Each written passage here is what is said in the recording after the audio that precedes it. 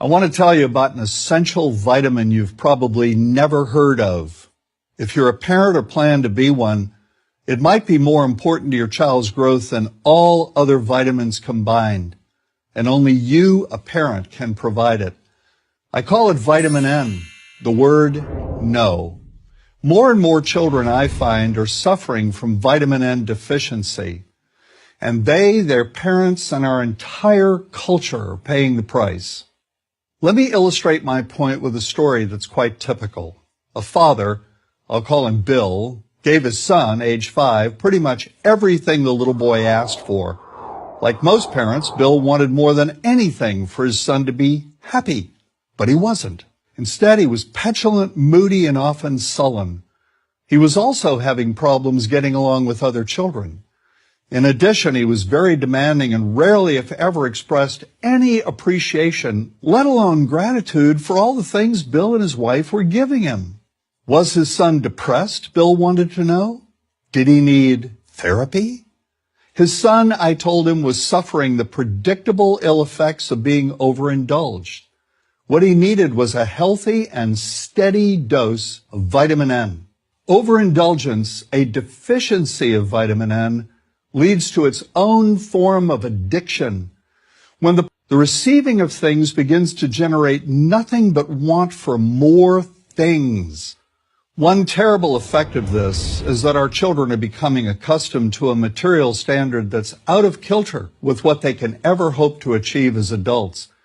Consider also that many, if not most, children attain this level of affluence not by working, sacrificing, or doing their best, but by whining, demanding, and manipulating. So in the process of inflating their material expectations, we also teach children that something can be had for next to nothing.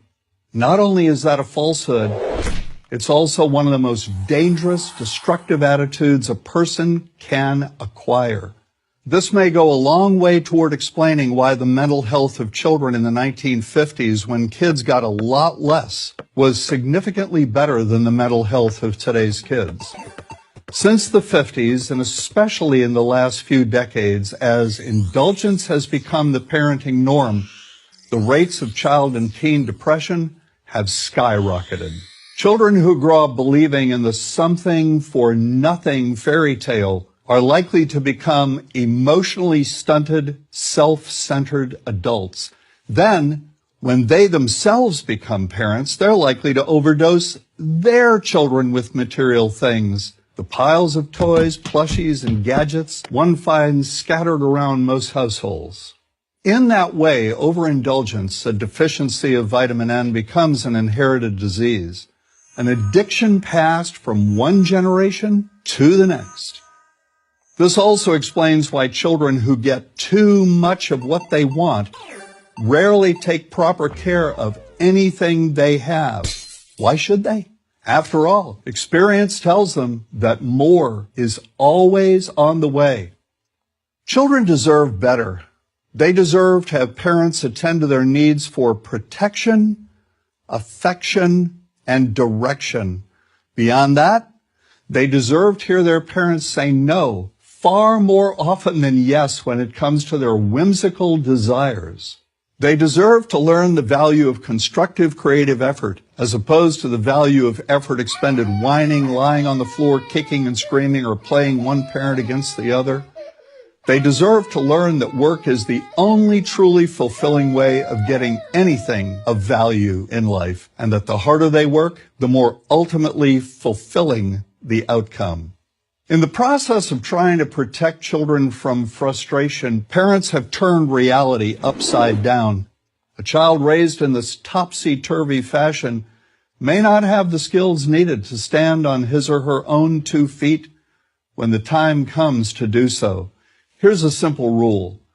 Turn your children's world right side up by giving them all of what they truly need, but no more than 25% of what they simply want.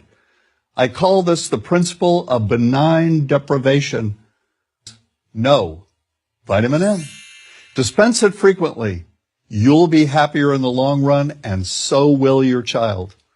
I'm John Rosemond, author and family psychologist for Prager.